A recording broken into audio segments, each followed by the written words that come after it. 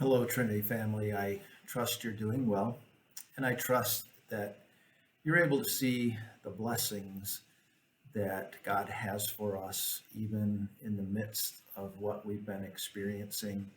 And I trust that you're finding the blessing of being with family as we've been uh, shut in more because of the stay home, stay safe order. Uh, that you're taking advantage of that time that you have together with your family. This has been the topic that I've been dealing with in these uh, encouraging videos from the pastoral staff. And as you know, we've talked about family, we've talked about the role of parents. The last two videos, I specifically talked to husbands and the role that husbands have and how husbands should treat their wives. And so today it's time to begin to talk to the wives. And I know that might be a small segment of our church, married women and married women with children. And so maybe you're thinking, well, there's not a lot of application for me. There certainly is for young men to listen carefully. Because I'm going to talk today about 7 biblical ways to be a good wife. And this will be encouraging for some of you men because I believe you're going to see these qualities in your wives. And where they don't exist, wives, I hope that you'll make some of these a goal for you. And so let's get right to it. 7 biblical ways to be a good wife. The first one is a biblical wife, a good biblical wife, has great value to her husband. And so let me read from Proverbs 31, verse 10, where Solomon says, "An excellent wife who can find? She is far more precious than jewels." You know, I always tell young men, because I have the opportunity and have had the opportunity for many, many years to work with young adults, high school boys, and boys that go off to college that I keep in touch with. And when the topic comes up, I always tell them, men, when it comes time to sort of look for a wife, if I could put it that way, choose wisely. Solomon is really saying that an excellent woman does exist, but she's sort of hard to find. And so I tell them that a wife can be God's greatest gift and blessing to you, but she can also be a burden. And sad to say, but I think I'll even illustrate that to you in a few moments. But earlier in Proverbs, Solomon says, "An excellent wife is the crown of her husband, but she who brings shame is like rottenness to his bones." So a wife can be a tremendous blessing to her husband, or she could be a burden. And so, ladies who are married, are you a blessing? Are you an encouragement to your husband?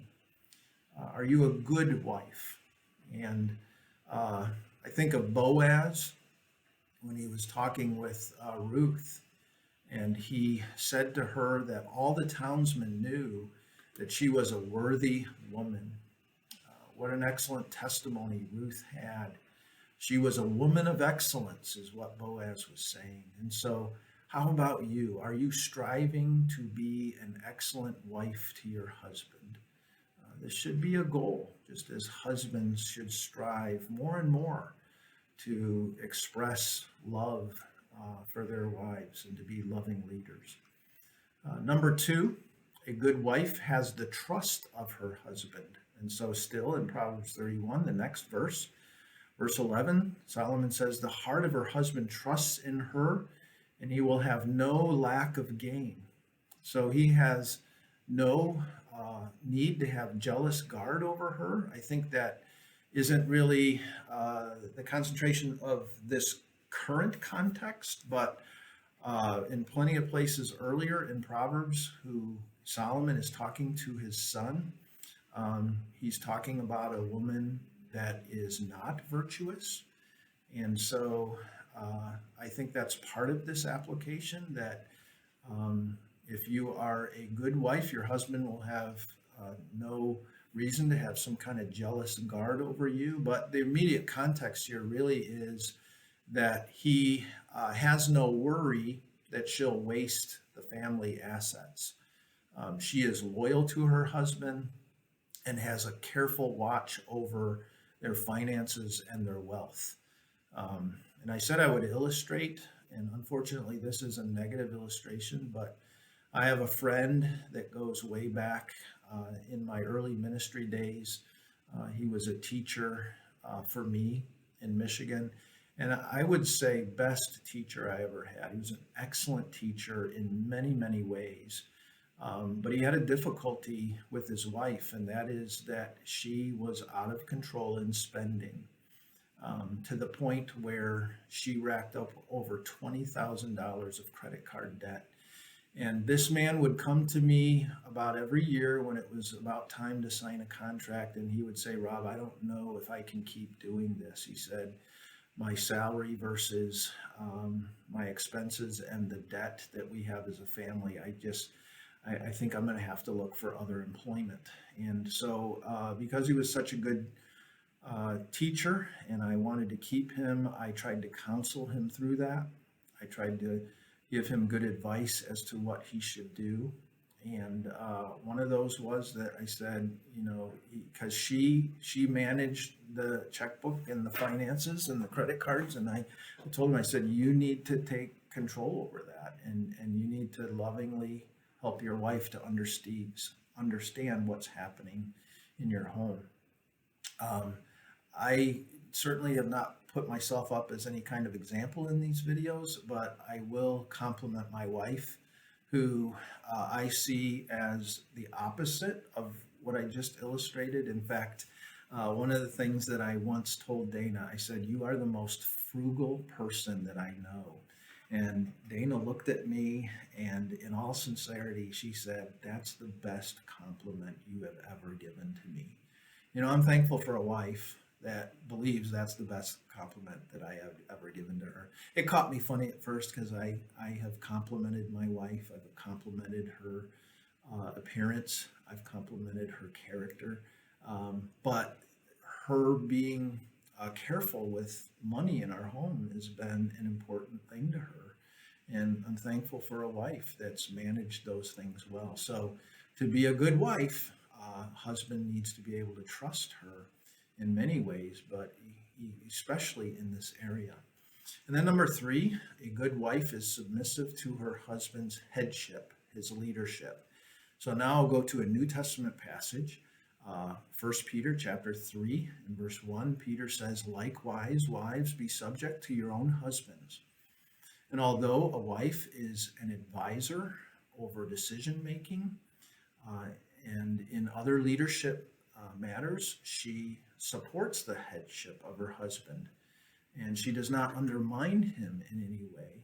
And I think one of the areas that's very important is that a wife shouldn't undermine her husband when he tries to take a leadership role in discipling and disciplining his children. So important. Number 4, a good wife respects her husband. 1 Peter chapter 3 and verse 2 is my text for that. Peter tells the unbelieving wife to live in such a way before her unbelieving husband that his view of her respect and pure conduct might be a testimony that actually could help bring about his salvation. Also, Ephesians 5:33 instructs wives to see that she respects her husband. Ladies, respect is a big deal for your husband. Respect is a big need for your husband. Men need to feel respected. They need your respect. And if you don't respect them and their leadership in the home, they'll become passive. I have heard wives complain about their husbands being passive. But in those cases, oftentimes I've seen where the wife wouldn't really let the husband lead or was critical of his leadership, didn't respect his leadership when he attempted to lead. Those men just become passive.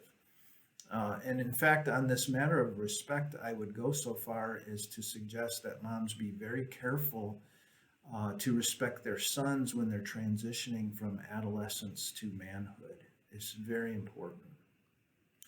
Number 5, a good wife focuses on inward beauty that is evidenced by meekness and humility. Uh, Still in that First Peter chapter 3 passage, verse 4, Peter says, "But let your adorning be the hidden person of the heart with the imperishable beauty of a gentle and quiet spirit, which in God's sight is very precious."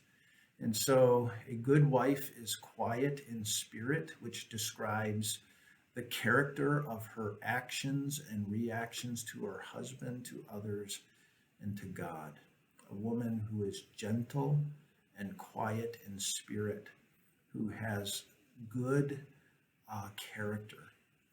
Number 6, a good wife gives to her husband conjugal rights and satisfies his physical needs.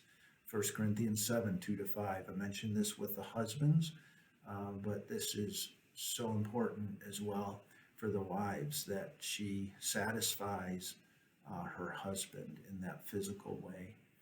And then number 7, a good wife makes her house a home. Proverbs 14, verse 1, Solomon says, "The wisest of women builds her house." She makes her house a home. Ladies, your behavior, your actions in the home are so important. And you can make the home such a place for your husband and your children to be able to be at rest in, at peace in, and to have just a wonderful family, as I talked about in one of our previous videos, camaraderie and fellowship. And you set the tone for a lot of that.